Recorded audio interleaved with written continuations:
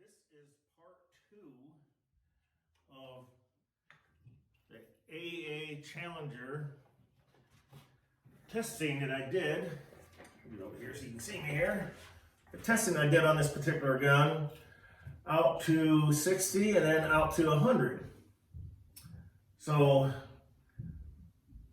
the video quality is not very good. I'm going to tell you that up front. But you can see out to 60 yards where the pellets were hitting, and I didn't even bother recording the 100-yard shot, but I do have the target. So I can show you the target at 100 yards, and I can show you the 60-yard that I did with this gun. And this is going to be the conclusion of the AEA gun itself. But let's have you take a look at the video. Again, it's not the greatest quality, and I found out the reason why it's not that great. When you use a Tacticam, it is dependent on whether you have a halfway decent scope. Well, in this particular case, this scope I'm using is a VTZ Discovery scope, and optic-wise, it's good enough for me. But when you add the Tacticam to the end of it, it kind of distorts the picture, if you know what I'm saying, you know. And I did everything I possibly could to adjust it, and it just didn't quite work out the way I wanted to. So I want to let you folks know, you know, now ahead of time that's what happened. And I also did a video at 60 yards and out to 100 with the Artemis P15. That'll be a separate video, and I can show the goose with that one.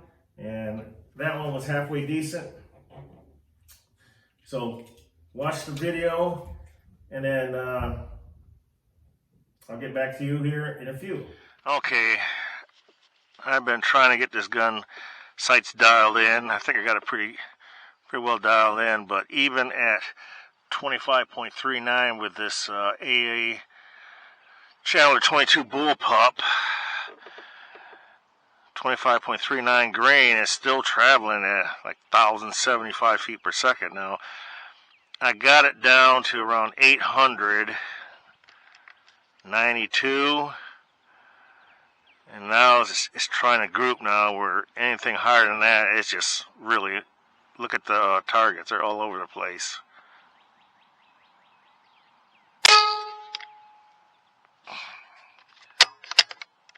Oh, what's going on? Connection loss. Oh well. Shut off. Oh well. Let's see what I can do without it. It was 800 some feet per second, so 892.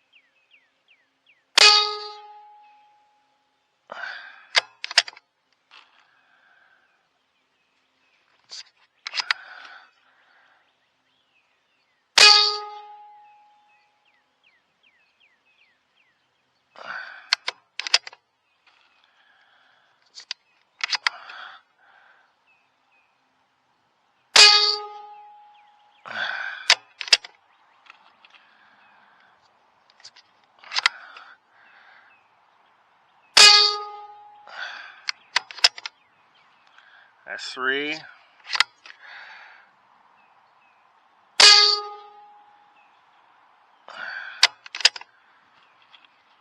4.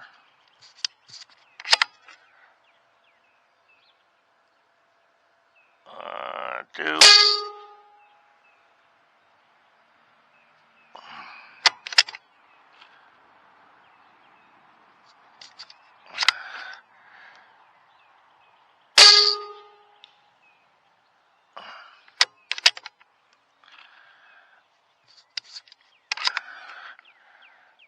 One, 2.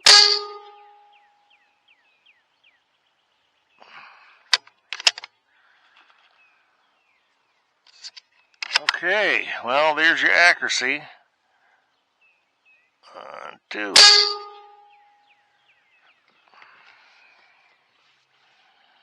60 yards.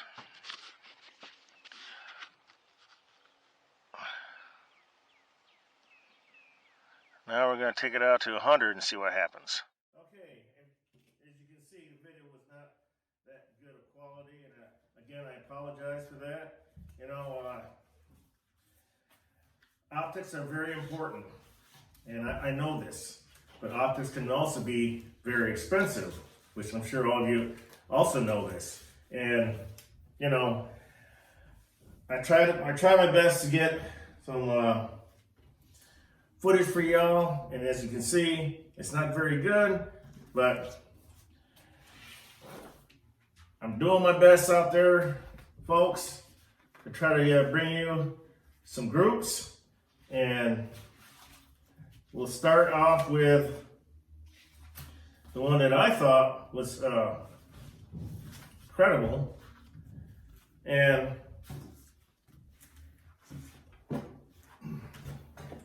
we get up here and bring the target. You folks can all see it.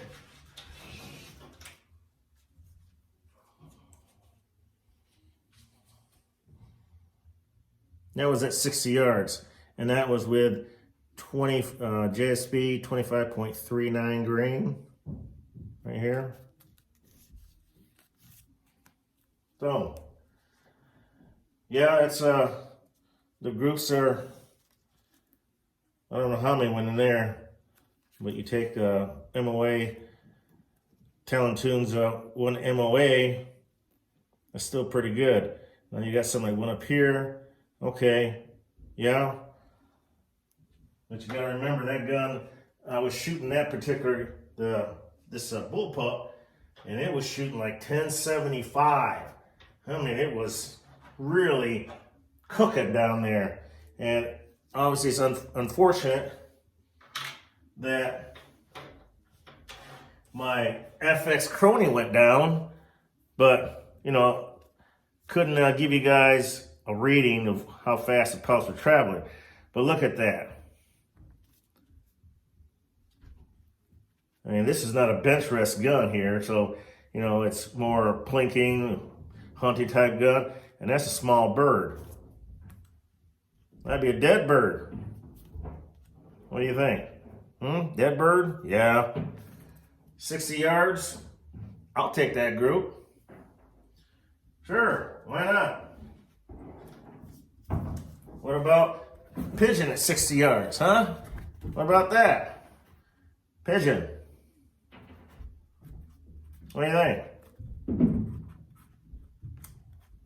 Dead pigeon, huh? There. Like I said, I'll take the group.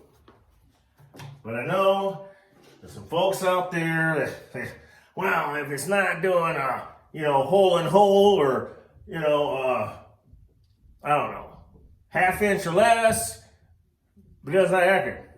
That's a bunch of BS, if you ask me. But you know what? It all depends on what you're trying to do. Now, if you're looking for a hole in hole type gun, this is not the gun. It's made for, I mean, put energy down range, and that's what the gun's made for. And anyways, we'll measure the group. This is probably from something else I did a shot. I don't remember, but it was all right in here. Concentrated, target was like that, so it's concentrated. If you go to the widest one, switch it over. That's a 1.66 inch group.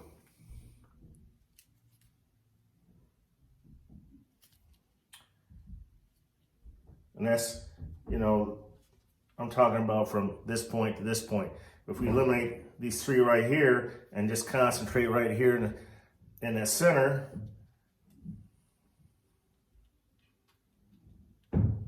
that's a little over 1 inch group, unregulated.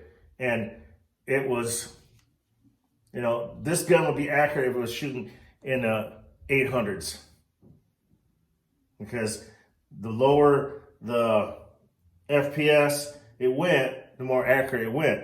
Now, you can forget 20 grain or 21 grain, 18 grain. No, this gun is way too powerful for that, which I like it. It's powerful, but you just gotta, you know, have or find the right ammo for it to work. Now,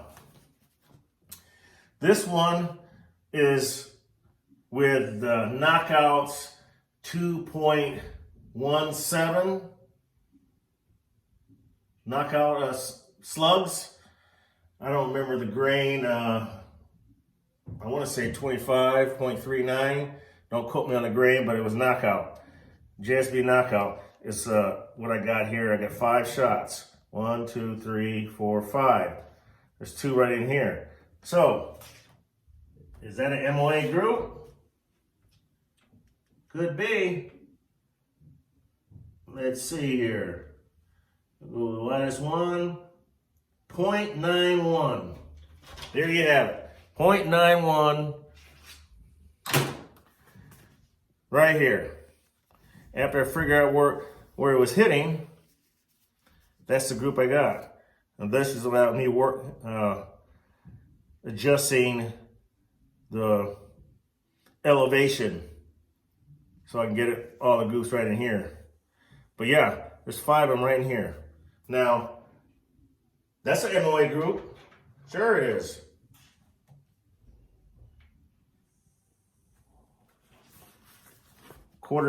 A quarter just about covers it. What do you think? 4 of them anyways covers it. You get one that's down here. Not bad. I'll take it. Look at that. Look at that little birdie. That's a dead little birdie right there at 100 yards. Or, how about a pigeon? Dead pigeon. What do you think? That's a good group. Oh yeah. It definitely likes the slugs. And I didn't have a whole lot of time to keep, you know, playing around. I had more slugs to try it out in this particular gun. I did try some other ones, and I don't remember what slug that was. I want to say it was the Knockouts in a 216, and that's the result that I got right here. Didn't like them, but the 217s, well, that's pretty impressive right there, in my opinion, out of this gun. So there you have it. Now, let's talk about the gun. Conclusion. Okay? And this is just my opinion, okay? So take it with a grain of salt, okay? You know, because who am I? I'm just a person that has a gun, and I'm just reviewing it because I know there was a lot of hits on it. You know, a lot of interest with this for this particular gun. Hey, you put on a better scope on here, and have a chrony. That's the one thing you gotta have. I did have a chrony because I was trying to figure out, you know, and I didn't mess with the power adjuster up here, and that probably would have, not probably, it would have helped with the feet per second. taming this gun down, because this is, to be honest, this is a very powerful PCP. You gotta have 25 grain and up. For real. You know, that's what you gotta have for this gun. You gotta have some heavy slugs, and to get any kind of result at the current power level that this gun is shooting at. Because I tried some 18 grains, it was going supersonic. It was a loud crack. It sounded like a rimfire going off. It was that loud. And I'm like, man, and it was not accurate. But it's powerful. I can give you that. This is a powerful gun. Now, I do have contact with Huma. I emailed them because I worked with Huma in the past, getting a regular made for the Izuko Sentry rifle, airgun. And that's the reason why they have it on their website now, is because I helped them but helped them with the measurements, that they needed to make a regulator. And I was thinking about doing the same thing with this gun, getting a regulator installed, and retry it again with a regulator to help calm this sucker down, because this guy is throwing them pellets and slugs. So if you like this gun, don't be afraid to get one. I mean, to me, it's a lot of fun to shoot. It's powerful, and I like that. But I know that speed doesn't equate to accuracy. You got to turn this sucker down. And once you got to the around 800 feet per second range, then the gun started to get accurate. But until then, you got to go with a heavy pellet or a heavy slug, more than 25.39. If you can get like a 28, 30 grain pellet or slug, that's what you got to have with this gun to be able to shoot it. Okay? But yes,